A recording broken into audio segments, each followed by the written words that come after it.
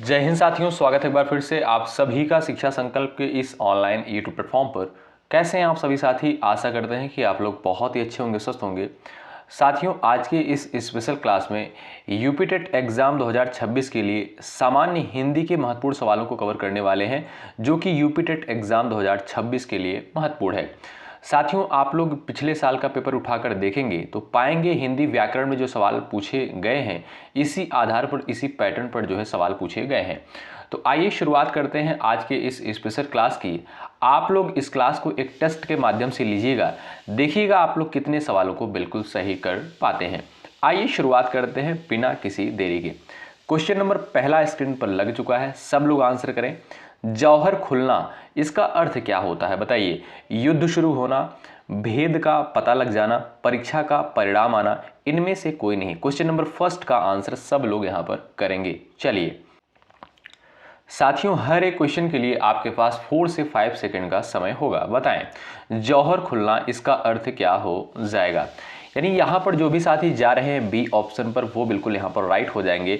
भेद का पता लग जाना यानी जौहर खुलना, बी ऑप्शन आपका साथियों बिल्कुल राइट हो जाएगा। सवाल नंबर दूसरे का आंसर करें। शांत रस का अस्थाई भाव क्या होता है बताएं? निर्वेद, हास, रति और आपका दिया है उत्साह। क्वेश्चन नंबर सेकंड का करेक्ट आंसर क्या हो जाएगा? फटाफट आप लोग आंसर करें। तो जो भी साथी यहां पर जा रहे हैं ऑप्शन नंबर ए पर, वो बिल्कुल यहां पर राइट हो जाएंगे। साथियों, शांत रस का अस्थाई भाव होता है निर्वेद। अगर बात करें साथियों हास की, तो ये जो है आपका हास्य रस का अस्थाई भाव होता है। और रति आप सभी जानते हैं, ये आपका श्रृंगार रस का अस्थाई भाव होता है रति। उत्साह की बात करें अगर साथियों हम, तो ये आपका वीर रस का अस्थाई भाव होता है। तो जो भी साथी जा रहे हैं ऑप्शन नंबर ए पर, वो बिल्कुल यहां पर करेक्ट है। क्वेश्चन नंबर तीसरा देखिएगा। रेलगाड़ी किस प्रकार का शब्द है बताएं? तद्भव है, तत्सम है, देशज है या आपका दिया है शंकर। क्वेश्चन नंबर थर्ड का आप लोग यहां पर आंसर देने का प्रयास करिएगा, सभी साथियों का आंसर आना चाहिए।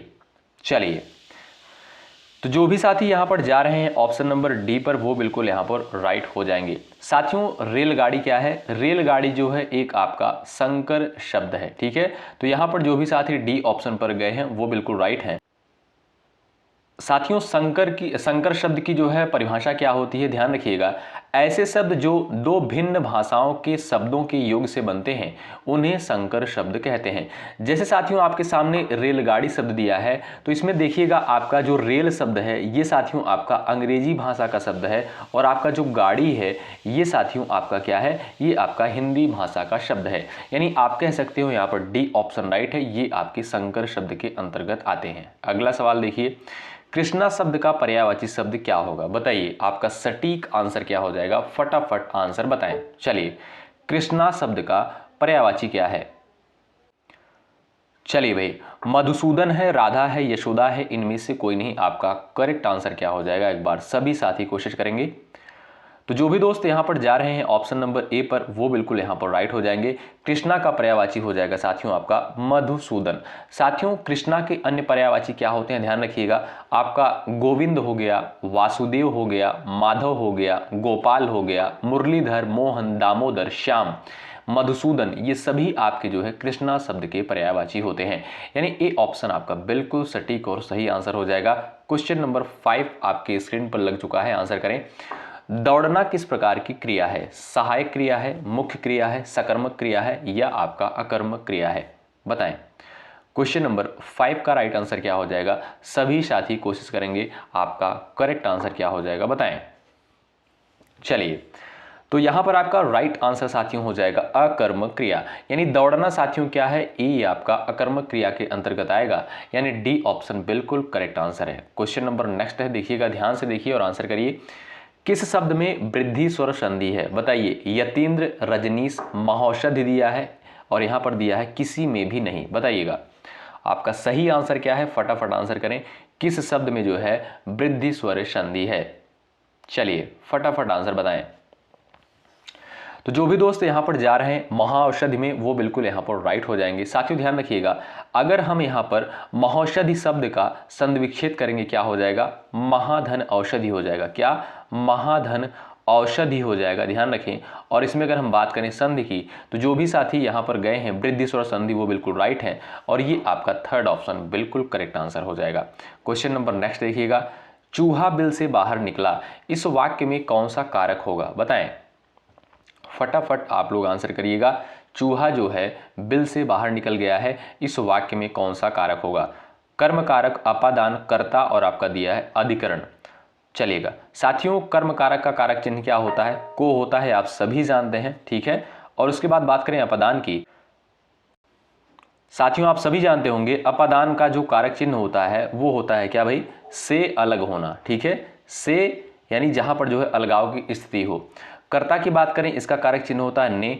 अधिकरण का क्या होता है, में होता है, और आपका पर होता है, ठीक है।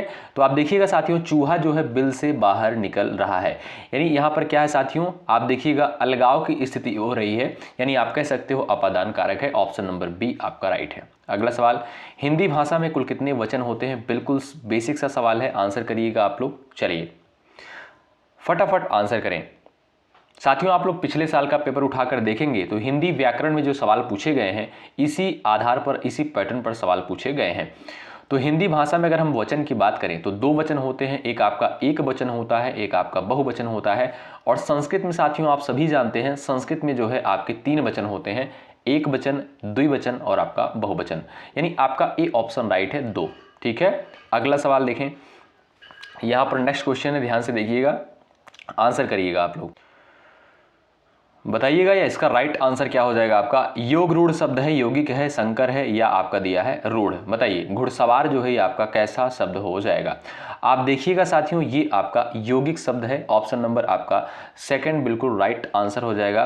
क्योंकि यहां पर देखिएगा आप लोग, ये जो घुड़सवार शब्द है ये 2 शब्दों से मिलकर बना हुआ है। एक आप देखिएगा यहाँ पर घोड़ा, आप कह सकते हो घोड़ा, और एक आपका सवार, ठीक है। ये 2 शब्दों से मिलकर बना हुआ है, आप कह सकते हो ऑप्शन नंबर बी करेक्ट है। अगला सवाल, किस शब्द में उपसर्ग का प्रयोग हुआ है, बताएं। चलिए क्वेश्चन नंबर 10 का आंसर करें, फटाफट आंसर देते हुए चलिएगा। और यदि आप चैनल पर नए हैं, आप लोग जुड़ सकते हैं, निश्चित रूप से यहां से आपको हेल्प मिलेगी। चलिए बताएं आपका सही आंसर क्या हो जाएगा, फटाफट आंसर करें। चलिएगा साथियों आप देखेंगे यहां पर लालिमा, कारीगर, दशक, इसमें कोई उपसर्ग नहीं लगा हुआ है, लेकिन आप देखिएगा पराजय में परा उपसर्ग का प्रयोग हुआ है, यानी आप कह सकते हो डी ऑप्शन बिल्कुल करेक्ट आंसर है। क्वेश्चन नंबर नेक्स्ट देखिए, य र ल व निम्न में से किस वर्ग में आते हैं। क्वेश्चन नंबर 11 का आंसर बताएं। ऊष्म है, ओष्ठ है, अंतस्थ है, और आपका दिया है तालव्य। क्वेश्चन नंबर 11 का आंसर करें और फटाफट आंसर दीजिएगा। चलिए य र ल व निम्न में से ये जो है आपके किस के अंतर्गत आते हैं, बताएं। अगर साथियों हम बात करें ऊष्म व्यंजन की, तो आप जानते हैं तीनों श आपके हो गए साथियों, तीनों श आपके हो गए, और आपका एक हो गया ह। ये साथियों आपके जो है ऊष्म व्यंजन के अंतर्गत आते हैं। और आपका ओष्ठ व्यंजन साथियों कौन सा होता है, आप जानते हैं प फ ब भ म, यानी प वर्ग के अंतर्गत जो भी वर्ड आपके आते हैं। और यहां पर दिया है साथियों अंतस्थ व्यंजन, तो यानी य र ल व, ये साथियों आपका अंतस्थ के अंतर्गत आता है। ध्यान रखिएगा ऑप्शन नंबर 3 जो दिया है बिल्कुल राइट आंसर हो जाएगा। बात करें साथियों तालव्य की, तो आप जानते हैं तालव्य वर्ड आपके कौन कौन से होते हैं साथियों, जैसे आपका च वर्ग के अंतर्गत जो भी वर्ड आपके आते हैं, च छ ज झ इ, ठीक है। अगला सवाल, अर्धस्वर बताइए इसमें से आपका कौन सा है, फटाफट आंसर करें साथियों। चलिए क्वेश्चन नंबर 12 का आंसर बताएं। व का दिया है, छ दिया है, और आपका दिया है ज्ञ, फटाफट आंसर करिएगा। तो जो भी साथी यहां पर जा रहे हैं ऑप्शन नंबर ए पर, वो बिल्कुल राइट है। साथियों आप जानते हैं अर्धस्वर आपके 2 होते हैं, एक आपका य होता है, एक आपका व होता है। ये 2 साथियों आपके जो है अर्धस्वर के अंतर्गत आते हैं, ए ऑप्शन आपका राइट है। अगला सवाल, अवर शब्द का विलोम क्या हो जाएगा, बताएं, फटाफट आंसर करें आप लोग। चलिए कनिष्ठ, सुवर, प्रवर, लघु, 4 विकल्प दिए गए हैं, आप सभी का राइट आंसर क्या हो जाएगा। तो जो भी साथी यहां पर गए हैं प्रवर पर, वो बिल्कुल राइट हो जाएंगे। अवर शब्द का विलोम होता है साथियों प्रवर, ठीक है। ये रहा अगला सवाल, शुद्ध शब्द पहचानिए, पूजनीय बताइए कौन से विकल्प में बिल्कुल राइट लिखा गया है। क्वेश्चन नंबर 14 का आंसर करें। और भाई लाइक की संख्या आप लोग बढ़ाते चलें, बहुत मेहनत के साथ इस कंटेंट को तैयार किया जाता है, आप सभी का कर्तव्य बनता है इस सेशन को जरूर से जरूर लाइक करें। यदि आप चैनल पर नए हैं, जुड़ सकते हैं, निश्चित रूप से यहां से आपको हेल्प मिलेगी यदि आप यूपी टेट एग्जाम 2026 की तैयारी में मेहनत के साथ लगे हैं। चलिए तो बात करें अगर साथियों हम पूजनीय की, तो देखिएगा कुछ लोग यहाँ पर बी ऑप्शन पर जा रहे होंगे जिनका आंसर बिल्कुल गलत है। जो भी साथी ए ऑप्शन पर गए हैं वो बिल्कुल राइट है। पूजनीय आपका ऑप्शन नंबर ए में करेक्ट हो जाएगा। अगला सवाल, कौन सा वाक्य जो है आपका साथियों अशुद्ध है, बताइए। ये सच्चे इंसान हैं, तुम तो अपना काम करो। पिताजी ने मुझसे कहा, वह अपना चश्मा भूल गया। चलिए आपका सही आंसर क्या हो जाएगा, फटाफट आप लोग बताएं। इसमें जो है साथियों आपका अशुद्ध वाक्य कौन सा है, चलिए आंसर करिएगा साथियों। अशुद्ध वाक्य साथियों आपका क्या हो जाएगा, आप देखिएगा यहां पर जो बी ऑप्शन दिया है बिल्कुल राइट है, तुम तो अपना काम करो, ये आपका अशुद्ध है। इसका शुद्ध रूप क्या हो जाएगा, तुम तो तुम्हारा काम करो, ये आपका साथियों बिल्कुल सही होगा। अगला सवाल, खड़ी बोली का दूसरा नाम क्या है, बता दीजिए साथियों। चलिए फटाफट आंसर दे दीजिएगा आप लोग, बताएं खड़ी बोली का दूसरा नाम क्या है। कौरवी है, मारवाड़ी है, अवधी है, और आपका दिया है यहां पर छत्तीसगढ़ी। तो यहां पर आपका राइट आंसर हो जाएगा साथियों कौरवी। ऑप्शन नंबर ए बिल्कुल राइट आंसर है। क्वेश्चन नंबर 17, जो हमेशा रहने वाला है उसे क्या कहते हैं, बताएं। जो हमेशा रहने वाला है उसे क्या कहते हैं, अनवरत, शाश्वत, आजीवक, इनमें से कोई नहीं। आपका बी ऑप्शन राइट हो जाएगा साथियों। जो हमेशा रहने वाला है यानी शाश्वत कह सकते हो आप लोग, बी ऑप्शन वाले साथी बिल्कुल राइट हैं। शोक इनमें से जो है किसका अस्थायी भाव है, बता दीजिए। बिल्कुल सिंपल सा क्वेश्चन, बताएं। चलिएगा यहां पर अगर बात करें साथियों, वीर रस का स्थायी भाव क्या होता है, उत्साह होता है। करुण रस का क्या होता है भाई, शोक होता है। शांत रस का क्या होता है, निर्वेद होता है, निर्वेद होता है। हास्य रस का क्या होता है, ह्रास होता है। ठीक है, ये आपके जो है साथियों अस्थायी भाव होते हैं। अगला सवाल ये रहा, तरनि तनुजा तट तमाल तरुवर बहुछाए, इसमें कौन सा अलंकार है, बताएं। चलिए फटाफट आप लोग आंसर करिएगा। अनुप्रास, उपमा, यमक, उत्प्रेक्षा। साथियों आप देखिएगा इस पंक्ति में जो है त त त, यहाँ पर त, ठीक है। तो यहाँ पर देखिएगा 2 2 4 4 बार जो है त आया हुआ है, यानी आप कह सकते हो वर्णों की आवृत्ति बार बार हुई है। इसमें आपका कौन सा अलंकार होगा, अनुप्रास अलंकार होगा। ए ऑप्शन बिल्कुल राइट आंसर है। अगला सवाल, हर गीतिका के प्रत्येक चरण में कितनी मात्राएं होती हैं, बता दो भाई फटाफट आप लोग। चलिए आपका सही आंसर क्या बताएं, हर गीतिका के प्रत्येक चरण में कितनी मात्राएं होती हैं। 14, 22, 28 और आपका दिया है 32। तो आपका सही आंसर साथियों हो जाएगा 28, 28। ऑप्शन नंबर 3 वाले साथी बिल्कुल राइट है। अगला सवाल ये रहा आपके सामने, तुम कहां पढ़ते हो, इसमें कौन सा विशेषण है, बताएं। चलिए आंसर बताइएगा, तुम कहां पढ़ते हो, इसमें आपका साथियों कौन सा विशेषण हो जाएगा। संख्यावाचक बिल्कुल गलत है, संकेतवाचक बिल्कुल गलत है, प्रश्नवाचक आपका साथियों बिल्कुल राइट हो जाएगा, क्योंकि यहां पर सवाल पूछा जा रहा है कि तुम कहां पढ़ते हो, यानी आपका 3rd ऑप्शन बिल्कुल राइट है। अगला सवाल, पृथ्वीराज रासो किसकी रचना है, बताएं। पृथ्वीराज रासो जो है किसकी रचना है, 22 का आंसर करिएगा फटाफट आप लोग। तो जो भी साथी जा रहे हैं चंद्रवरदाई पर वो बिल्कुल यहाँ पर राइट है, ए ऑप्शन करेक्ट है। मुझे निम्न में से किस प्रकार का सर्वनाम है, बताएं। चलिए मुझे निम्न में से किस प्रकार का सर्वनाम है। उत्तम पुरुष है, मध्यम पुरुष है, अन्य पुरुष है, इनमें से कोई नहीं। आप सभी साथी आंसर करिएगा। चलिए साथियों आपका राइट आंसर हो जाएगा उत्तम पुरुष। ऑप्शन नंबर ए करेक्ट है। मुझे, मेरा, मैं, मुझको, हम, हमें, हमारा, ये सभी साथियों आपके उत्तम पुरुष के अंतर्गत आते हैं, यानी ए ऑप्शन वाले दोस्त यहां पर बिल्कुल राइट हो जाएंगे। क्वेश्चन नंबर 24, वाह वाह खूब रहा, इस वाक्य में अव्यय कौन सा है, बताएं। चलिएगा फटाफट आंसर करिएगा आप लोग, 24 का आंसर बताएं। सही उत्तर साथियों क्या हो जाएगा, वाह वाह। ऑप्शन नंबर 3 जो दिया है बिल्कुल राइट आंसर है। अगला सवाल, अतिथि ने भोजन करने की, यहां पर दिया है इच्छा व्यक्त की, आकांक्षा, उत्कंठा, कामना, बताएं। सही उत्तर क्या हो जाएगा, यहां पर खाली स्थान के स्थान पर जो है आपको यहां पर भरना है एक शब्द। तो आप देखिएगा यहां पर होना चाहिए इच्छा। क्या भाई, अतिथि ने भोजन करने की इच्छा व्यक्त की। ऑप्शन नंबर ए वाले दोस्त यहां पर राइट है। अगला सवाल, निम्न में से कौन सी ध्वनि जो है तालव्य है, बताएं। तालु से उच्चारित होने वाला वर्ड साथियों इसमें से आपका कौन सा हो जाएगा, बताएं। चलिए फटाफट आंसर करें क्वेश्चन नंबर 26 का, बताइएगा। तो आप देखिएगा साथियों, जो श है ये आपका तालु से उच्चारित होने वाला वर्ड है। ऑप्शन नंबर 3 वाले स्टूडेंट बिल्कुल यहाँ पर राइट है। क्वेश्चन नंबर नेक्स्ट है, बताएं इसमें आपका नासिक वर्ड जो है आपका कौन सा है, बताएं। चलिए, आपका सही आंसर क्या हो जाएगा, फटाफट बताएं। नासिक के वर्ड की साथियों अगर हम बात करें तो आपके कौन कौन से होते हैं, अंगा हो गया, आपका ड़ हो गया, न हो गया, और आपका इया हो गया, म हो गया।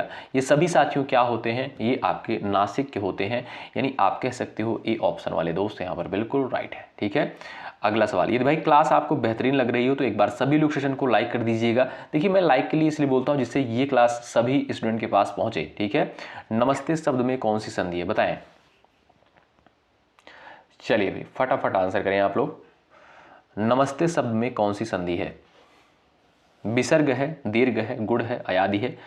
अगर आप देखिएगा साथियों, नमस्ते का संधि विच्छेद करेंगे क्या हो जाएगा, नमः धन ते। ठीक है, आप देखिएगा विसर्ग लगा हुआ है, आप कह सकते हो यहां पर विसर्ग संधि हो जाएगा। तो ए ऑप्शन वाले साथी राइट है। नेक्स्ट क्वेश्चन देखिए, परमानंद शब्द में कौन सा समास है, बताएं। चलिए, परमानंद शब्द में कौन सा समास है, बहुव्रीहि है, कर्मधारय है, द्वंद्व है, और आपका दिया है अव्ययी भाव। फटाफट आंसर करिएगा साथियों। परमानंद शब्द का जब समास विग्रह करोगे क्या हो जाएगा, परम है जो आनंद। यानी इसमें क्या हो जाएगा साथियों, आप कह सकते हो इसमें कर्मधारय समास हो जाएगा। ऑप्शन नंबर बी करेक्ट हो जाएगा, क्योंकि यहां पर देखिएगा है जो आता है कि भाई परम है जो आनंद, यानी बी ऑप्शन आपका राइट हो जाएगा। ठीक है, क्वेश्चन नंबर 30, अमृत शब्द का समानार्थी क्या है, बताएं। चलिए, सही उत्तर क्या हो जाएगा, सभी साथी कोशिश करेंगे। तो आप देखिएगा साथियों, अमृत का जो समानार्थी होता है वो होता है आपका पीयूष। क्या साथियों, पीयूष होता है। तो डी ऑप्शन वाले दोस्त राइट है। अगला सवाल, तृष्णा शब्द का विलोम क्या है, बताओ। चलिएगा, तृष्णा शब्द का विलोम क्या हो जाएगा, 4 ऑप्शंस दिए गए हैं, फटाफट आप लोग आंसर दे दीजिएगा। तो जो भी साथी यहाँ पर वितृष्णा पढ़ जा रहे हैं वो बिल्कुल राइट है। कुछ लोग ए पढ़ जा रहे होंगे लेकिन गलत है भाई, ऑप्शन नंबर 3 आपका राइट है। अगला सवाल, जल का पर्यायवाची नहीं है, बताइए, फटाफट बताएं। जल के पर्यायवाची कौन कौन से नहीं है, भव है, अम्ब है, आब है, पय है। 4 विकल्प दिए गए हैं आपके सामने, एक बार सभी साथी कोशिश करिएगा, बताएं।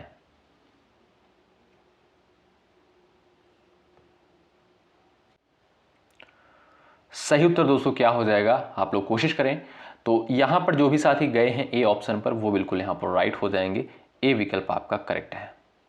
ये रहा साथियों अगला सवाल, आए थे हरिभजन को ओटन लगे कपास। इसका अर्थ क्या हो जाएगा, साधुओं की संगति छोड़ देना, भक्ति को छोड़कर व्यापार करना, वांछित कार्य को छोड़कर किसी दूसरे कार्य में लग जाना, घर गृहस्थी के कार्यों में फंसना। बताइए, आए थे हरिभजन को ओटन लगे कपास। बहुत ही फेमस पंक्तियां हैं साथियों, पेपर में पूछी जाती हैं। आप देखिएगा जो आपका सही उत्तर हो जाएगा, वांछित कार्य को छोड़कर किसी दूसरे कार्य में लग जाना, यानी आए थे हरिभजन को ओटन लगे कपास। ऑप्शन नंबर 3 राइट है। तत्सम शब्द की पहचान कीजिए आप लोग, मुख, कान, जीभ और आपका दिया है दांत, बताएं। चलिए भाई फटाफट आंसर दे दीजिएगा आप लोग, 34 का राइट आंसर क्या है। यहाँ पर साथियों आप देखेंगे ए जो है आपका ए ऑप्शन दिया है, ये आपका तत्सम शब्द हो जाएगा। इसका जो तद्भव होगा मुंह होता है, ध्यान रखें। ठीक है, तो ए ऑप्शन आपका राइट है। अगला सवाल, कौन सा शब्द जो है देशज है, बताइए। जागरण, ढिबरी, कल्पना, इनमें से कोई नहीं। आपका सही उत्तर क्या हो जाएगा, फटाफट बता दीजिए आप लोग। 35 का राइट आंसर। तो आप देखेंगे साथियों आपका बी ऑप्शन राइट है। ढिबरी क्या है, ये साथियों आपका एक देशज शब्द है, यानी बी ऑप्शन वाले साथी यहाँ पर बिल्कुल राइट हो जाएंगे। अगला सवाल दोस्तों देखें, शुद्ध शब्द इसमें से आपका कौन सा है, बताइए। ज्येष्ठ कौन से विकल्प में बिल्कुल राइट लिखा गया है, फटाफट बताएं। चलिए, ज्येष्ठ का शुद्ध वर्तनी क्या होगा, सीधा सा सवाल है, बताइए। तो आप देखिएगा साथियों यहाँ पर जो आपका डी ऑप्शन दिया है ज्येष्ठ, ये आपका बिल्कुल सही उत्तर है। अगला सवाल, शुद्ध वाक्य यहाँ पर बताइएगा। मैं सारी रात भर जागता रहा, मैं सारी रात जागता रहा, मैं पूरी रात भर जागता रहा, इनमें से कोई नहीं, बताएं। इसमें जो है साथियों आपका शुद्ध वाक्य कौन सा हो जाएगा, फटाफट बता सकते हो आप लोग। चलिए एक बार अच्छे से प्रश्न को रीड करें और आंसर करें। मैं सारी रात जागता रहा। ऑप्शन नंबर आपका बी बिल्कुल राइट आंसर है। अगला सवाल, बिहारी हिंदी की बोली का नाम क्या है? बघेली, बुंदेली, मगही, छत्तीसगढ़ी, बताएं। चलिए सीधा सवाल साथियों आपसे है कि बिहारी हिंदी के अंतर्गत कौन कौन सी बोलियां आती हैं? बहुत महत्वपूर्ण सवाल है परीक्षा के दृष्टिकोण से। आप लोग ध्यान रखें साथियों, आपका भोजपुरी हो गया, मगही हो गया, मैथिली हो गया, ये सभी आपकी जो है बिहारी हिंदी की बोलियां हैं। ऑप्शन नंबर थर्ड बिल्कुल राइट है। अगला सवाल, यहाँ पर आपके सामने सवाल नंबर 39 है। शब्दालंकार मुख्य रूप से कितने प्रकार का होता है? शब्दालंकार जो है मुख्य रूप से कितने प्रकार का होता है? चलिए, तो आपको पता होना चाहिए साथियों, मुख्य रूप से जो है आपके कितने प्रकार के होते हैं? 6 प्रकार के होते हैं। यानी आप देखोगे ऑप्शन नंबर जो थर्ड दिया है बिल्कुल राइट आंसर हो जाएगा आपका। अनुप्रास हो गया, यमक हो गया, पुनरुक्ति, विवक्षा, वक्रोक्ति और आपका श्लेष हो गया। ठीक है, ये आपके मुख्यतः शब्दालंकार के भेद होते हैं। यामा पुस्तक के लेखक कौन है? बता दीजिए भाई, यामा पुस्तक के राइटर कौन है? चलिए, आप सभी जानते होंगे साथियों, महादेवी वर्मा। ए ऑप्शन आपका राइट है। चलिए 41 का आंसर करें आप लोग। अस्पर्श व्यंजनों की कुल संख्या कितनी है साथियों? बता दीजिए आप लोग। 22, 23, 24, 25, फटाफट बताएं। अस्पर्श व्यंजनों की संख्या आप सभी जानते हैं साथियों 25 है, सभी को पता होगा। ऑप्शन नंबर डी आपका राइट आंसर है। अगला सवाल, वह चाकू से फल काटता है, इस वाक्य में कारक कौन सा होगा? बताएं। चलिएगा, वह चाकू से फल काटता है, इस वाक्य में कौन सा कारक है? करता है, कर्म है, करण है और आपका दिया है साथियों अपादान कारक। आपका सही आंसर दोस्तों क्या हो जाएगा? एक बार सभी साथी कोशिश करें। चलिए, तो जो भी साथी यहां पर जा रहे हैं करण कारक पर, वो बिल्कुल राइट हो जाएंगे। ऑप्शन नंबर थर्ड राइट है। किस शब्द में री की मात्रा का प्रयोग हुआ है? गृह, कर्म, ड्रम, क्रम, बताएं। बिल्कुल सिंपल सा सवाल है, आप लोग आंसर करिएगा। आप देखिएगा साथियों, गृह जो है आपका, ये जो गृह शब्द लिखा हुआ है इसमें आपका री का प्रयोग हुआ है, बाकी तीनों में आपका र है। ठीक है, किसी न किसी फॉर्म में लगा है, यानी आपका ए ऑप्शन राइट है। अगला सवाल, रामायण और महाभारत का समय खाली स्थान दिया है, उसके बाद हो गया पर ये ग्रंथ अभी तक नए हैं, अभिभूत, कालातीत, अतीत, इनमें से कोई नहीं, बताएं। चलिए 44 का आंसर बताइएगा। तो यहां पर आपका जो सही आंसर हो जाएगा साथियों, रामायण और महाभारत का समय कालातीत हो गया पर ये ग्रंथ अभी तक नए हैं, यानी ऑप्शन नंबर बी आपका राइट है। चौपाई के प्रत्येक चरण में कितनी मात्राएं होती हैं? बता दीजिए भाई, महत्वपूर्ण है। चलिए, चौपाई के प्रत्येक चरण में कितनी मात्राएं होती हैं? 11, 13, 16 और आपका है 18। ऑप्शन नंबर थर्ड राइट है साथियों। चौपाई के प्रत्येक चरण में 16 मात्राएं होती हैं। अमर्ष क्या है बताइएगा? एक संचारी भाव है, काव्य का गुण है, काव्य का दोष है, इनमें से कोई नहीं। 46 का आंसर बताएं फटाफट। चलिए, तो जो भी साथी यहां पर जा रहे हैं ऑप्शन नंबर ए पर, वो बिल्कुल राइट हो जाएंगे साथियों। ये आपका जो है एक संचारी भाव के अंतर्गत आता है। अच्छा साथियों, संचारी भाव की कुल संख्या कितनी है? लगभग 33 है। ठीक है, तो ए ऑप्शन राइट है। हिंदी भाषा में वर्णों की कुल संख्या कितनी होती है? बता दीजिए भाई। 11, 33, 44, 52। इसमें भी लोगों को कन्फ्यूजन होता है। वर्णों की कुल संख्या कितनी है, स्वर कितने हैं, व्यंजन कितने हैं, ये सभी आप लोग ध्यान रखें। बेसिक जानकारियां हैं हिंदी व्याकरण की, क्योंकि यहां से भी सवाल बन सकते हैं, क्योंकि पूछे गए हैं पिछले सालों में। आप देखिए साथियों, वर्णों की कुल संख्या कितनी है? 52 है। ठीक है, स्वर कितने हैं? 11 है, ध्यान रखिएगा। और आपका व्यंजन कितने हैं? 33 हैं। ठीक है, तो ये आप लोग नोट कर लीजिए, और यहीं से सवाल बनता तो यही आपका सही होता है। ये ऑफिशियल डेटा है। अगला सवाल, निर्बल में उपसर्ग होगा, बताएं। चलिए फटाफट आंसर दे दीजिएगा आप लोग। निर्बल में कौन सा उपसर्ग लगा हुआ है? चलिएगा फटाफट बताएं आप लोग। यहां पर आपका सही आंसर क्या हो जाएगा? तो जो भी साथी बता रहे हैं ऑप्शन नंबर बी पर, वो बिल्कुल राइट है। निर्बल में आपका निर हलंत लगा है। ठीक है, बी ऑप्शन राइट है। तरणी, तरणी शब्द युग्म का सही अर्थ क्या है? बताएं। चलिएगा, तरड़ी और आपका दिया है तरणी, इसमें आपका शुद्ध जो है युग्म का सही अर्थ क्या हो जाएगा? तो जो भी साथी बता रहे हैं नाव और सूर्य, वो बिल्कुल यहां पर राइट है। ये साथियों आज की क्लास का लास्ट सवाल, और इसका आंसर आप लोग करेंगे। एक पर ही आस्था रखने वाला, इसके लिए एक शब्द क्या होगा? अलौकिक, एकनिष्ठ, एकांकी, इनमें से कोई नहीं। आप सभी जानते हैं जो लास्ट क्वेश्चन होता है इसका आंसर साथियों आपको देना होता है देखते हैं ऐसे कितने साथी हैं जिनका आंसर आता है कमेंट बॉक्स में। जिनका आंसर सबसे पहले आएगा उनका आंसर जो है कमेंट बॉक्स में पिन कर दिया जाएगा। आशा करता हूं कि ये क्लास आपको बहुत ही बेहतरीन लगी होगी। बहुत ही मेहनत के साथ साथियों ये कंटेंट तैयार किया जा रहा है, तो आप सभी साथी जो है इसको शेयर करें और लाइक करें। यदि आप चैनल पर नए हैं सब्सक्राइब भी कर सकते हैं, निश्चित रूप से यहाँ से आपको हेल्प मिलेगी। अभी बहुत सारे कंटेंट आपको ऐसे देने हैं, इसी तरीके से आपको प्रोवाइड किया जाएगा सारी चीज़ें, ठीक है। यदि आप टेलीग्राम चैनल से नहीं जुड़े हैं, डिस्क्रिप्शन बॉक्स में लिंक मिल जाएगा, जुड़ जाइएगा, हेल्प मिलेगी आपको, ठीक है। मिलते हैं आपसे अगली क्लास में, तब तक के लिए जय हिंद जय भारत।